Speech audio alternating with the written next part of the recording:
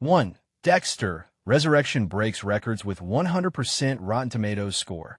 Full review and analysis. 2. Michael C. Hall on playing Dexter. I'm not him Dexter. Resurrection insights. 3. Michael C. Hall on Dexter's unbelievable return. A deep dive. 4. Dexter, Resurrection episodes 1 to 4 review. IGN. 1. Dexter, Resurrection breaks records with 100% Rotten Tomatoes score. Full review and analysis.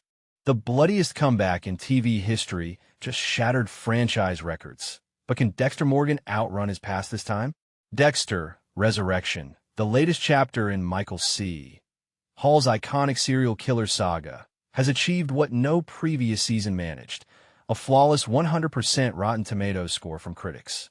This shocking revival premieres July 10th on Paramount Plus Premium, continuing the dark journey that began with 2024's prequel series Dexter: First Blood.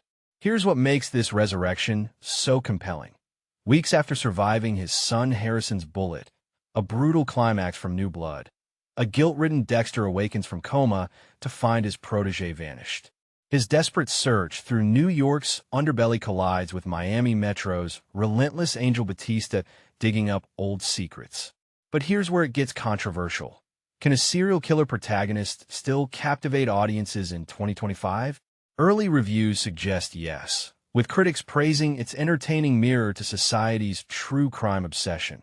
The rap and bleak, haunting return to form, RogerEbert.com. The series makes franchise history not just through Hall's physical return after his First Blood narration, but by assembling an all-star cast. Original favorite James Remar rejoins, while Game of Thrones' Peter Dinklage and Kill Bill's Uma Thurman bring fresh tension. Now for the juicy detail every Dexter fan is debating. That perfect 100% score demolishes previous season ratings. Remember Season 8's dismal 35%, and even surpasses New Blood's 77%. Sydney Morning Herald's critic admits it doesn't match the original series peak, but showrunner Clyde Phillips' signature cocktail of tight suspense, dark humor, and wild macabre twists, San Francisco Chronicle, appears to have won over skeptics. Controversy hook. Does Dexter deserve this critical redemption arc? The show's central paradox remains polarizing. We're somehow rooting for a murderer seeking paternal redemption. As Paramount Plus drops the first 2 episodes Friday, with Sunday's Showtime cable premiere, one question lingers. Can a killer's story ever truly end? What do you think? Is Dexter, Resurrection worthy of its historic perfect score, or are critics overlooking the ethical complications of glorifying a serial killer protagonist? Sound off in the comments. Let's see if this debate gets as messy as one of Dexter's blood slides. 2. Michael C. Hall on playing Dexter. I'm not him Dexter. Resurrection insights. Michael C. Hall has been profoundly influenced by his role as Dexter Morgan, a character he has portrayed intermittently since 2006. With the recent release of the first episode of Dexter: Resurrection on Paramount Plus with Showtime on July 11th, 2025, fans are eager to see how this iconic character evolves. IndieWire's Ben Travers has given the series a cautiously optimistic review, suggesting that Dexter's return might indeed be worth the wait, stating, Dexter's new lease on life may actually be worth waking the dead. New episodes are set to air weekly until September 5th. Throughout the years, Hall has taken on various roles in other projects, including notable appearances in The Crown, Safe, and Game Night. However, the character of Dexter, often referred to as the Dark Passenger, a term that encapsulates his insatiable urge to kill, remains a significant part of Hall's career. In a candid interview with Vanity Fair, Hall emphasized that he manages to keep Dexter's darker traits separate from his own life. Fortunately, I don't have the same compulsions that Dexter does. After wrapping up a season, I definitely need some time to step away from it all, he shared. His life is incredibly stressful, and I could never endure such a high-stakes existence. While everyone faces stress, Dexter's life is on another level entirely. Hall reflects on his ability to portray Dexter, a role that has earned him 6 Emmy nominations. He acknowledges the complexity of the character, saying, I'm not delusional. I know I'm not him. Dexter is merely a fictional creation, a character that remains enigmatic to me. I don't feel like I have a deeper connection to him than I ever did. I instinctively know how to embody him, but I suspect he has impacted me in ways I can't fully articulate because the boundaries have become so indistinct. Thankfully, I don't believe I am him. When asked about his own Dark Passenger, Hall humorously replied, "None of your business." The new season, which shifts the narrative from Los Angeles to New York City, presents Dexter with a chance for redemption. Hall describes this transition as an opportunity for the character to experience a second chance at life, indicating that Dexter has finally liberated himself from the burdens of his past. For those interested, the trailer for Dexter: Resurrection is available for viewing below. 3. Michael C. Hall on Dexter's unbelievable return, a deep dive. The saga of Dexter Morgan just refuses to end, and fans are both baffled and fascinated by his seemingly unkillable nature. After more than a decade, it appears that the character keeps coming back from the brink, defying expectations and classic storytelling rules. And this resurrection isn't just a plot device. It's a testament to the complex web of ideas, creative choices, and perhaps even the actors' visions that keep this iconic series alive. Remember the original finale, aired over 12 years ago?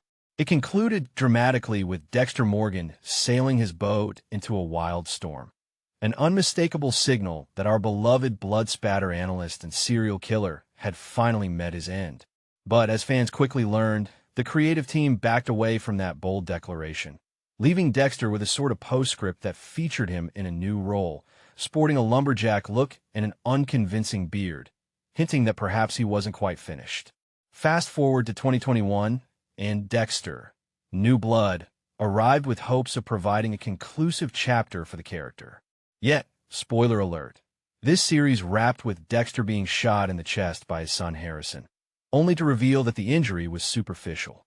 Now, in Dexter: Resurrection, viewers are greeted with the shocking confirmation that the bullet wound was merely a flesh wound, and Dexter is very much alive. But here's where it gets controversial. How can a character who was supposedly dead just a season ago return so effortlessly? Michael C. Hall, the actor behind Dexter, is quick to downplay the miraculous nature of this comeback. Speaking over Zoom, Hall explains he didn't get shot in the head, implying that a seemingly fatal injury can still leave room for resurrection. When asked whether he's tired of fans constantly saying, "We thought he was dead," Hall maintains a composed facade, alluding that such reactions are understandable, yet it's part of the storytelling game. Interestingly, Hall admits that the idea of reviving Dexter was his own. The conversation started when I asked, "What if he didn't die?" He shares casually. He clarifies that he doesn't take full credit for the new story arc, but suggests that the ending of New Blood was crafted in a way that allowed Dexter to let go of a heavy burden he'd carried for years. This shift in perspective, according to Hall, was motivated by the passage of time, fresh insights, and a sense of collaboration with a creative team he values deeply. It opened up new narrative possibilities, moving Dexter into unexplored emotional territory that he felt the character hadn't quite reached before. While the freshness of this new chapter is promising, the true test lies in the ongoing production. Only the first episode has been released so far. Initial scenes may feel a bit stiff, perhaps overloaded with exposition, an inevitable challenge when trying to bring someone back from the dead. Yet, the classic Dexter atmosphere persists, filled with callbacks, cameo appearances, and gruesome dismemberment scenes that fans love.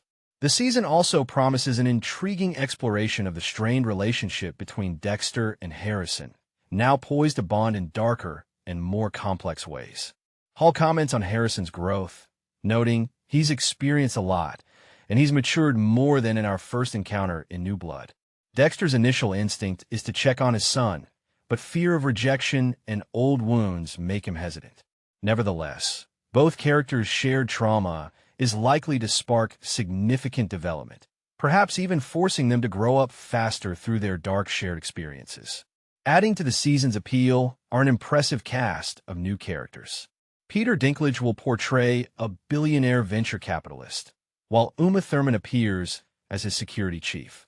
Neil Patrick Harris, Eric Stonestreet, Kristen Ritter, and David Dastmalchian are set to play villains at a sinister international gathering, which Hall teasingly describes as a gathering of unsavory figures. He hints that the plot is layered and compelling, but prefers to withhold too many spoilers, reflecting how the show continues to attract top-tier talent, a testament to its enduring allure. Part of Hall's motivation to return might also stem from the recent Dexter, Original Sin, a prequel series that explored Dexter's past without him physically present, with Patrick Gibson stepping into the role. Hall admits it was strange to see someone else embody Dexter's character traits, especially since the series deepened the backstory, but he emphasizes that the fun lies in exploring different facets of the character's universe. Given the expanding Dexterverse, rumors of future spin-offs, including a show centered on John Lithgow's Trinity Killer, circulate regularly.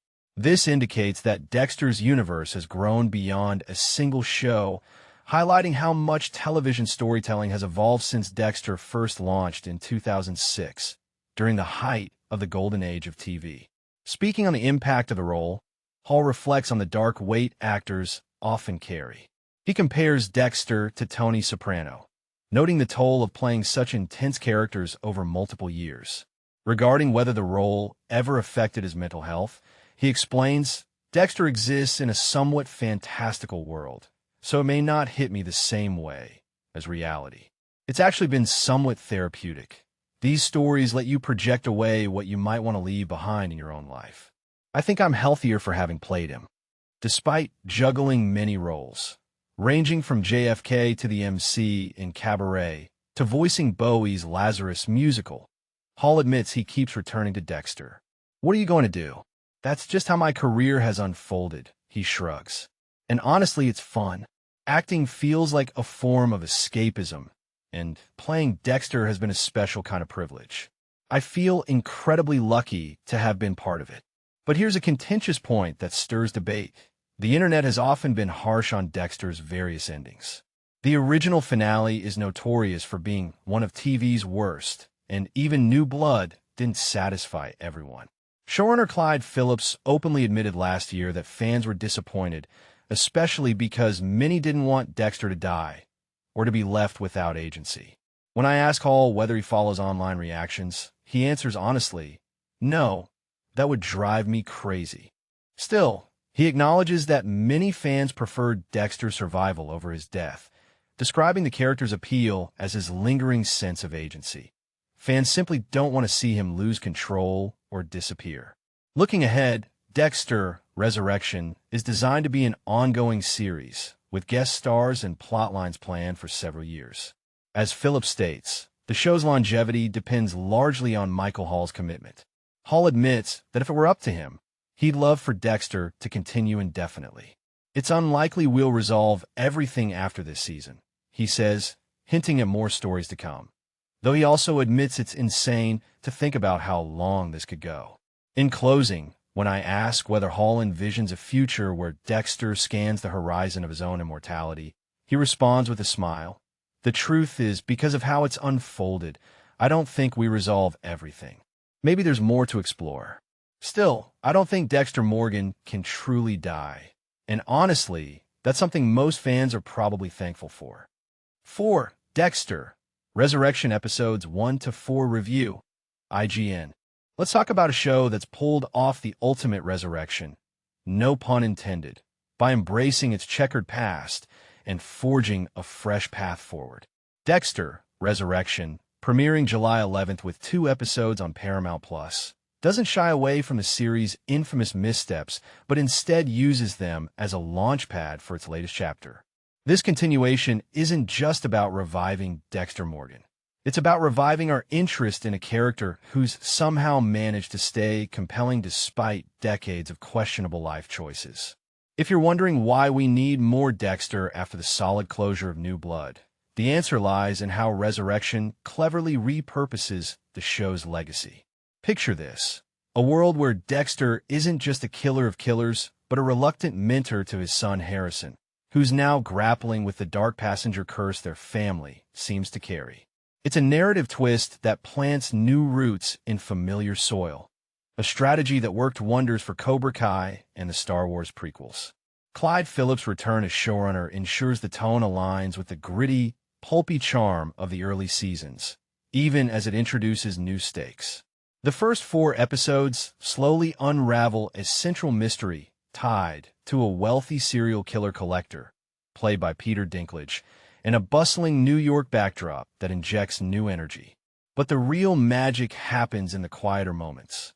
Angel Batista's legitimate quest for justice, not just to catch Dexter, but to honor the memory of fallen allies like Maria LaGuardia, turns him into an unlikely hero. It's a bold move that pays off. When Batista finally arrives on the scene, you might find yourself rooting for him rather than fearing his presence. Meanwhile, Harrison navigates the moral complexities of his actions without falling into the angry teen cliches that plagued earlier seasons. Jack Alcott's performance keeps his character grounded, making his struggle feel authentic rather than contrived. But here's where things get interesting. Resurrection isn't afraid to ask the question fans have been debating for years. Can Dexter truly change? The show hints at a world where his crimes might finally catch up with him, not through a dramatic death, but through exposure and accountability. It's a bold departure from the lone wolf trope that defined his earlier years, and it raises critical questions about justice, legacy, and whether a killer can ever earn redemption. Of course, this is still Dexter. You'll get the witty internal monologues, the serendipitous plot twists, and the occasional cringeworthy moment where characters take him at face value. But Resurrection owns these quirks. It's not pandering to new viewers or apologizing to lapsed fans. Instead, it's doubling down on what makes Dexter, Dexter. The inclusion of a star-studded guest cast, think Uma Thurman, Kristen Ritter, and Neil Patrick Harris, adds layers to the story without overwhelming it, each playing into the larger theme of how Dexter's actions ripple outward. So, will this finally be Dexter's swan song? Or just another chapter? The answer isn't clear, but with Original Sin's second season on the horizon, it feels like the chess pieces are aligning for a satisfying conclusion. But don't sleep on Resurrection. It's a love letter to fans who've stuck around, delivering the signature thrills and moral ambiguity we've come to expect. Just be prepared for one final question. Can you still root for a killer who's finally learning to care? The verdict? Resurrection succeeds where it matters most, by giving Dexter a reason to keep killing that's both personal and profound. It's not a perfect series, but it's a reminder that sometimes the most compelling stories are those that refuse to die, and Dexter Morgan, for all his flaws, still has a story worth telling. Who knows? Maybe this time he'll actually get the ending he deserves or the one he's earned.